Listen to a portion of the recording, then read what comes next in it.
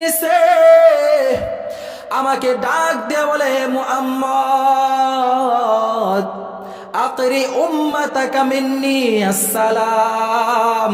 হে মুহাম্মদ, তুমি দুনিয়ার ভিতরে যায়া তোমার উম্মতকে আমি নবীর সালাম দিবা। সুবহানাল্লাহ। এরপর বলে, ওয়াখবিরহুম আন্নাল জান্নাতা তাইয়্যিবাতুত তুরবা।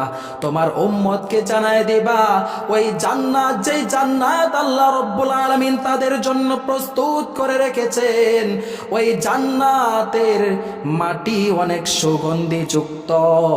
আযবাতুল মা, ওই জান্নাতের পানি সবচাইতে মিষ্ট পানি হবে। সুবহানাল্লাহ।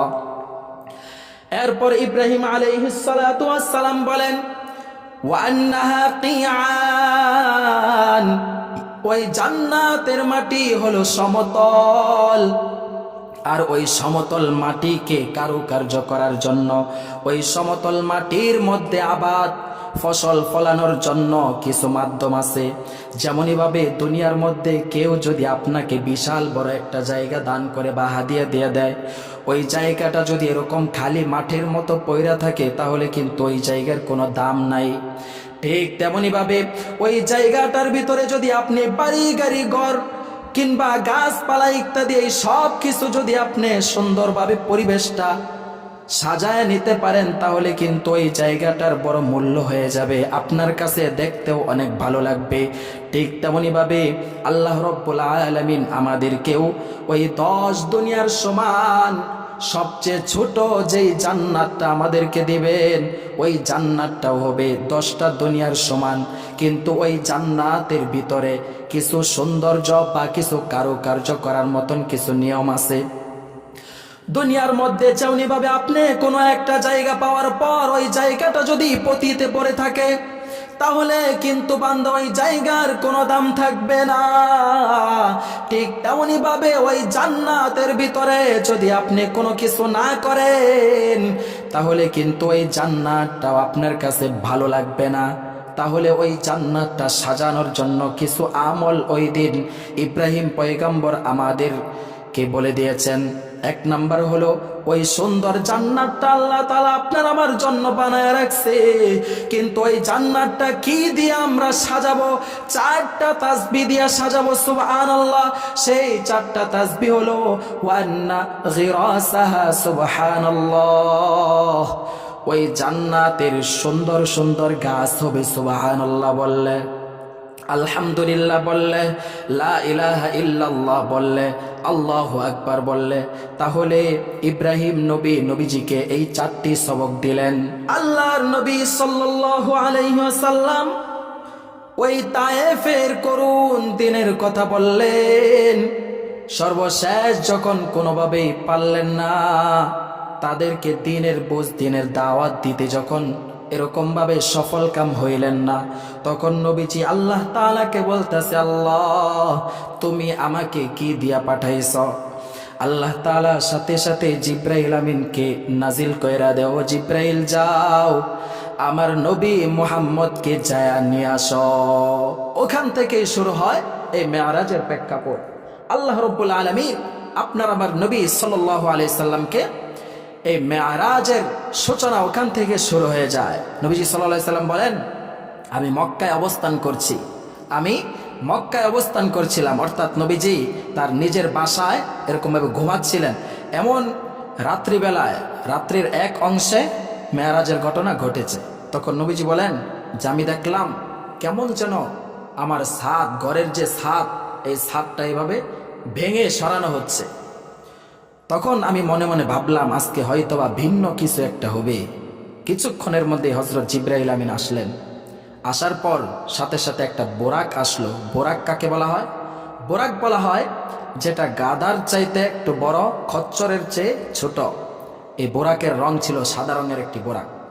নবীজি সাল্লাল্লাহু আলাইহি সাল্লাম বলেন আমাকে, আর ওই বোরাকের স্পিড কতটুক ছিল, তার দৃষ্টি যতটুক দূরে যাইতো তার এক একটা কদম এতটুক দূরত্ব ছিল। নবী সাল্লাল্লাহু আলাইহি সাল্লাম বলেন আমাকে মসজিদে আকসায় নিয়ে যাওয়া হলো। সেখানে অন্যান্য নবীগণ তাদের বাহনকে যেই খুঁটির ভিতরে বাঁধতেন, তো আমার বাহনটাকেও আমি সেই খুঁটির ভিতরে বেঁধে রাখলাম। মসজিদে আকসার ভিতরে যায়া আমি 2 রাকাত নামাজ পড়লাম। 2 রাকাত সালাত আদায় করার পর যখন বের হয়েছি, জিব্রাইল আমিন আমার সামনে 2টি পেয়ালা অর্থাৎ 2টি গ্লাস নিয়ে আসলেন। এক গ্লাসের ভিতরে দুধ, আরেক গ্লাসের ভিতরে মদ। তখন আমি ওই দুধের গ্লাসটা গ্রহণ করলাম। জিব্রাইল এরপর নবীজি সাল্লাল্লাহু আলাইহি ওয়াসাল্লাম বলেন, জিব্রাইল আমিন আমাকে নিয়ে আকাশে রওনা হয়ে যায়। যখন প্রথম আকাশে গেছে, যাওয়ার পর ওই আকাশের রক্ষক ডাক দিয়ে বলে, কে আপনি? জিব্রাইল আমিন ডাক দিয়ে বলে, আমি জিব্রাইল। ওই আকাশের রক্ষক ডাক দিয়ে বলে, আপনার সাথে কেউ আছে নাকি? বলে হ্যাঁ। বলে নাম কি? বলে মুহাম্মদ। আপনাকে কি তাকে আনার জন্য পাঠানো হয়েছিল? জিব্রাইল আমিন ডাক দিয়ে বলে হ্যাঁ। অনুমতি দেওয়া হইল। নবীজি বলেন, আমি প্রথম আসমানের উপরে উঠলাম। ওঠার পর যায় দেখি ওখানে একজন লোক বসা, তার ডান পাশে কিছু রুহু, বাম দিকেও কিছু রুহু অবস্থান করতেছে। ওই ব্যক্তিটা ডান দিকে তাকায় তাকায় হেসে দেয়, কিন্তু বাম দিকে তাকায় তাকায় কাঁদতে থাকে। আমি জিব্রাইল আমিনকে জিজ্ঞাসা করলাম, উনি কে? জিব্রাইল আমিন বললেন, উনি হলেন আদম আলাইহিস সালাতু ওয়াস সালাম। তার ডান পাশে যেই সমস্ত রূহগুলো আছে তারা হলো জান্নাতি, এই জন্য ডান দিকে তাকায় তিনি হেসে দেন। আর বাম পাশে যেই রূহগুলো আছে ওগুলো হলো জাহান্নামী, এই জন্য বাম দিকে তাকায়া উনি কেঁদে দেন। নবীজি বলেন, হযরত আদম আলাইহিস সালাতু ওয়াস সালাম আমাকে স্বাগত জানালেন এবং আমার জন্য কল্যাণের দোয়া করলেন। এরপর জিব্রাইল আমিন আমাকে নিয়ে দ্বিতীয় আসমানে রওনা হয়ে গেলেন। দ্বিতীয় আসমানে নিয়োজিত ফেরেশতা রক্ষক ডাক দিয়া বলে, কে আপনি? জিব্রাইল আমিন ডাক দিয়া কয়, আমি জিব্রাইল। আপনার সাথে কেউ আছে নাকি? বলে হ্যাঁ। নাম কি? মুহাম্মদ। আপনাকে কি তাকে আনার জন্য বলা হয়েছে? বলে হ্যাঁ। অনুমতি পাওয়ার পর নবীজি বলেন, যখন দ্বিতীয় আসমানে গেলাম, যাওয়ার পর সেখানে যায় দেখি 2 ভাই, খালাতো 2 ভাই। একজন হলেন হযরত ঈসা আলাইহিস সালাতু ওয়াস সালাম, 2 নাম্বার হলেন হযরত ইয়াহইয়া ইবনে জাকারিয়া আলাইহিস সালাতু ওয়াস সালাম। এই 2 জনের দেখা মিলল। দুজনই আমাকে বললেন, আমাকে স্বাগত জানালেন এবং আমার কল্যাণের জন্য দোয়া করলেন। এরপর জিব্রাইল আমিন আমাকে নিয়ে তৃতীয় আসমানে রওনা হয়ে গেলেন।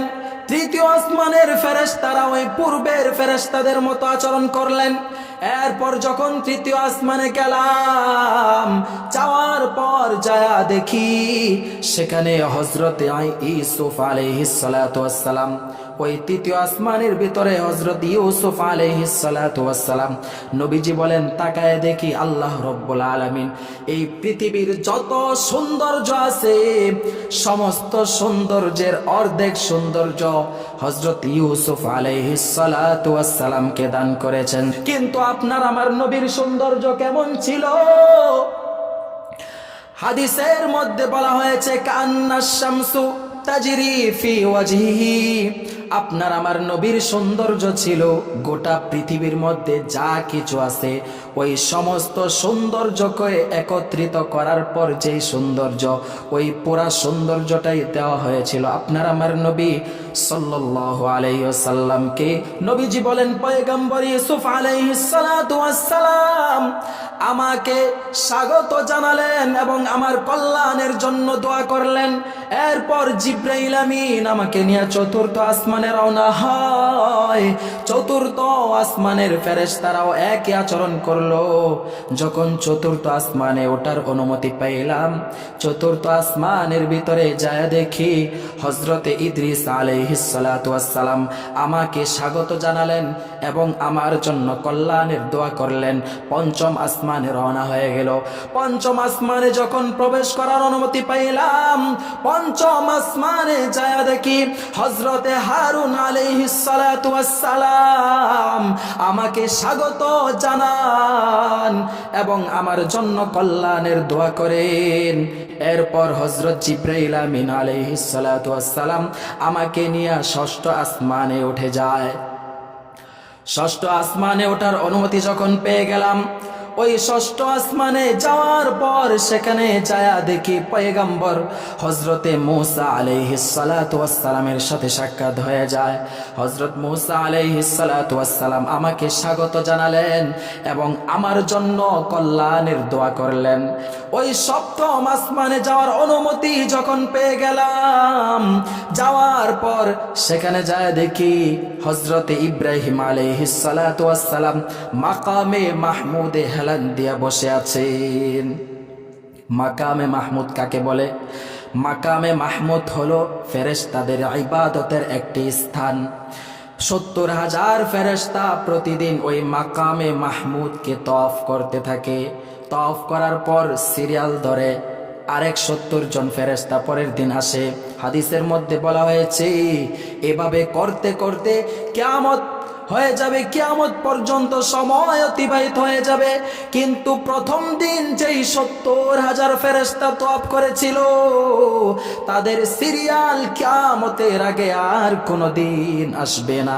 তাহলে এবার চিন্তা করে দেখেন আল্লাহ রাব্বুল আলামিনের ফেরেশতা কত অসংখ্য অগণিত।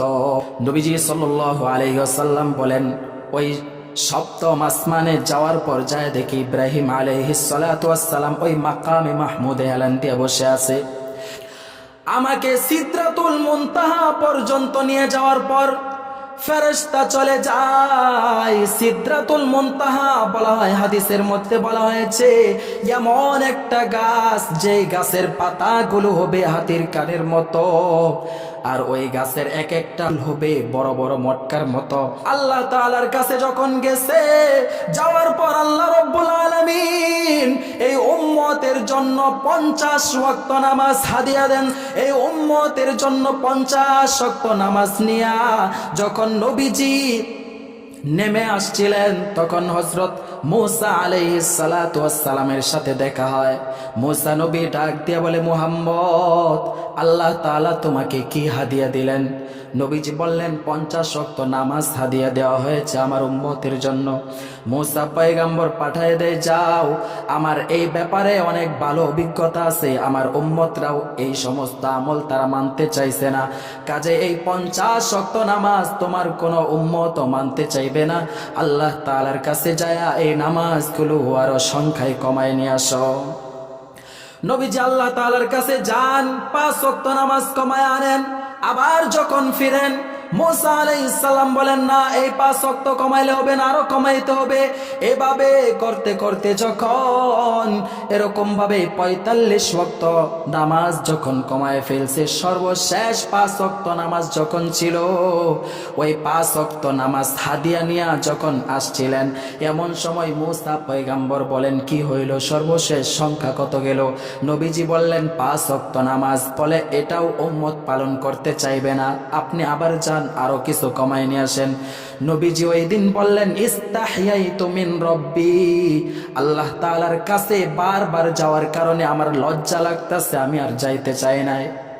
যদিও আল্লাহ রাব্বুল আলামিন বলেছিলেন, ও মুহাম্মদ, আমি তোমার উম্মত যদি কোনো উম্মত যদি এই 5 ওয়াক্ত নামাজ সময় মতো আদায় করে, তাহলে আমি আল্লাহ রাব্বুল আলামিন ওই বান্দাকে 50 ওয়াক্ত নামাজের সওয়াব দিয়ে দিব।